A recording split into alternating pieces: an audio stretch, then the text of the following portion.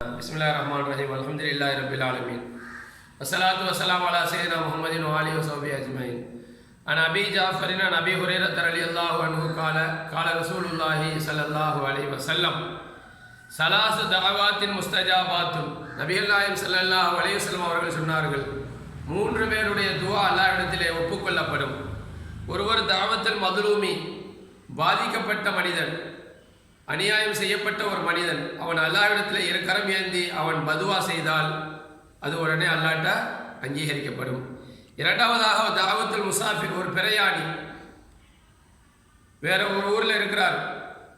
அவர் அங்கிருந்து நம்முடைய உறவினர்களுக்காக, சொந்த பந்தங்களுக்காக அல்லது முஸ்லீம் நலனுங்களுக்காக துவா செய்தால் அதுவும் அல்லாஹ்விடத்திலே ஏற்றுக்கொள்ளப்படும்.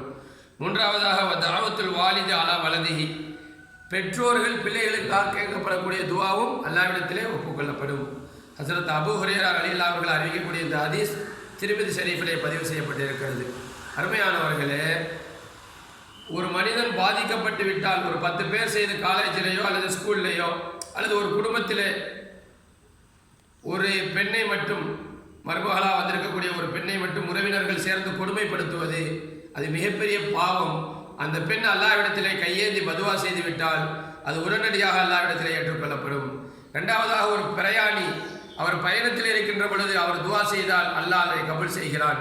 மூன்றாவதாக பெற்றோர்கள் தங்களுடைய பிள்ளைகளுக்காக, தங்களுடைய பிள்ளைகளுடைய கல்விக்காக, நல்ல ஒழுக்கத்திற்காக, சீரான வளர்ச்சிக்காக, ஒழுக்கமான பிள்ளைகளாக, நல்ல பிள்ளைகளாக வளர வேண்டும், அவர்கள் இம்மைக்கும் மறுமைக்கும் எனக்கு கண்குளிர்ச்சியாக இருக்க வேண்டும் என்று துவா செய்கின்ற பொழுது அந்த துவாவையும் அல்லாஹ் தஆலா அங்கீகரிக்கிறான். எனவே யாருடைய மனது நோவுக்கும் நோஸ்கட்டிற்கும் நாம் காரணமாகிவிடக்கூடாது.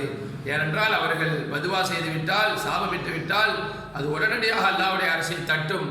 அது மாதிரி நம்முடைய பிள்ளைகளையும் சாலிகான பிள்ளைகளாக வளருவதற்காகவும், பயனுள்ள கல்வியை அவர்கள் கற்றுக்கொள்ள வேண்டும், ஒழுக்கமான பிள்ளைகளாக வளர வேண்டும் என்பதற்காகவும், பிரயாணத்திலே இடர்கள் வராமல், எந்த பாதிப்பும் வராமல் இருப்பதற்காக, அல்லது உலக மக்களுடைய நன்மைக்காக அந்த முசாஃபிர் பயணி துவா செய்தால் அல்லாஹ் கபூல் செய்கிறான். ஒரு கால அந்த துவா உடனடியாக நமக்கு நிறைவேற்றப்படாவிட்டாலும் அது நம்முடைய சேமிப்பில் இருந்து நமக்கு நிர்பந்தமான கஷ்டமான சூழ்நிலைகளில் அல்லாஹ் தஆலா அதை நமக்கு நிவர்த்தி செய்து தருவான் என்று ஹதீஸினுடைய விரிவுரையாளர்கள் சொல்லுகிறார்கள்.